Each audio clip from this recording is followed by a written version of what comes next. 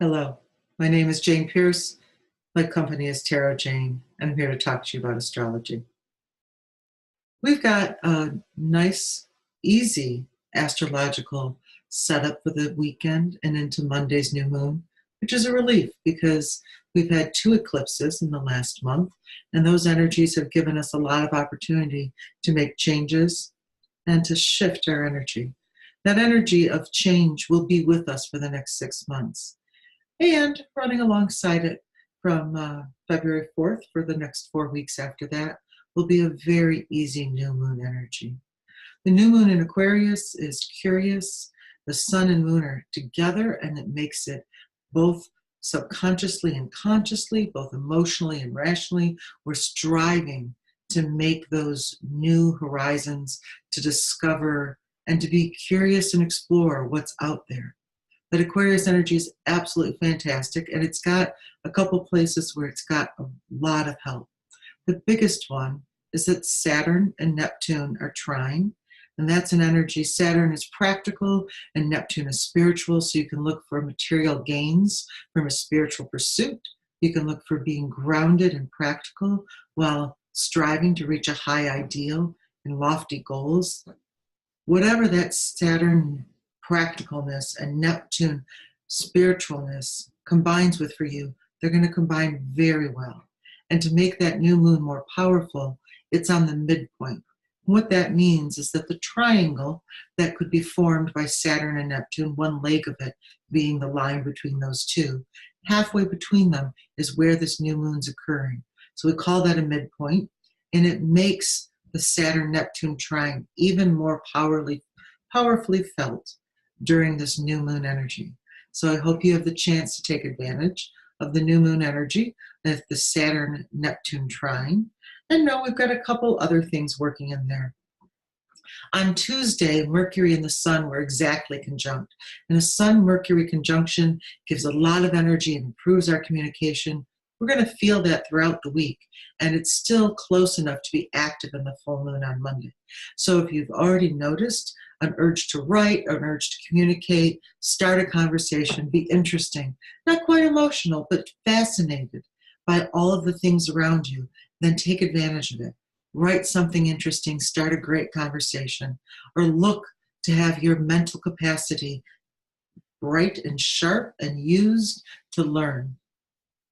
As that energy of that Mercury conjunction carries through the new moon, so will the Venus energy. We have Venus trining Uranus, and that energy gives us a little bit of a quirky side. It helps us certainly make it smooth, but unfortunately Venus is also squaring Chiron, and that energy says we're struggling with old wounds. So watch out for the quirkiness to take advantage of the Uranus help when Chiron is squaring Venus and making our old wounds feel like they can get in the way of the things that we love and the harmony we desire.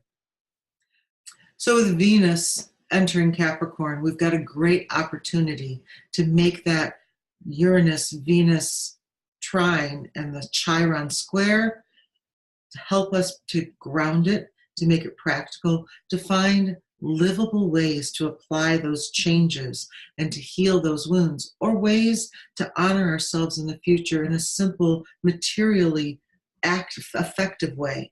So that Venus Capricorn is going to be a great help for those of you who are healing from the rough Chiron angle. Chiron is the wounded healer, sometimes pronounced Chiron, and that wounded healer says that only by healing the wound in ourselves can we go out and do our mission in the world.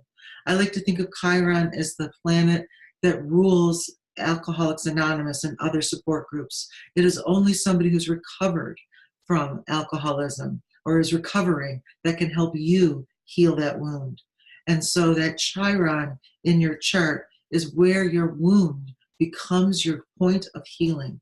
It's particularly powerful in shamanic work because we feel in shamanism that our wounds are our gifts to dance with our own healing and to heal the world in a special way for having had to heal ourselves. So I hope that Venus is extra energy softens what's going on for you. I've saved the rough stuff for the end.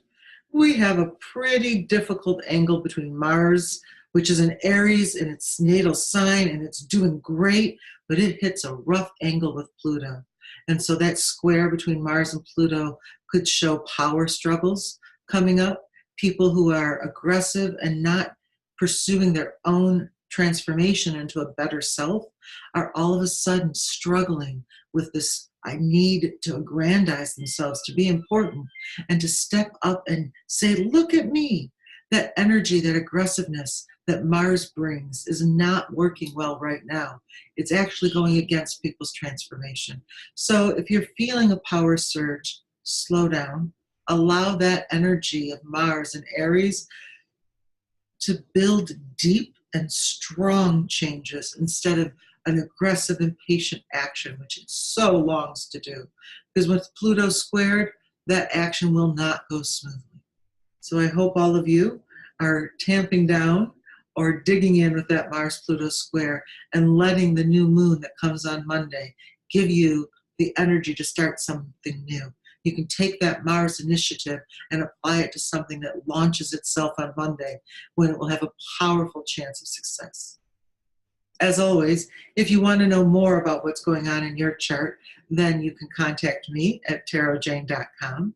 And I urge you to like this video, to subscribe to my YouTube channel, follow me on Twitter, follow me on Instagram, and all the other ways, like signing up for my newsletter, that we can stay in touch. I really appreciate all of you who've been part of my community and have been very blessed, and I wanted to find a way to keep sharing with you the gifts that we are all enjoying. Have a wonderful day.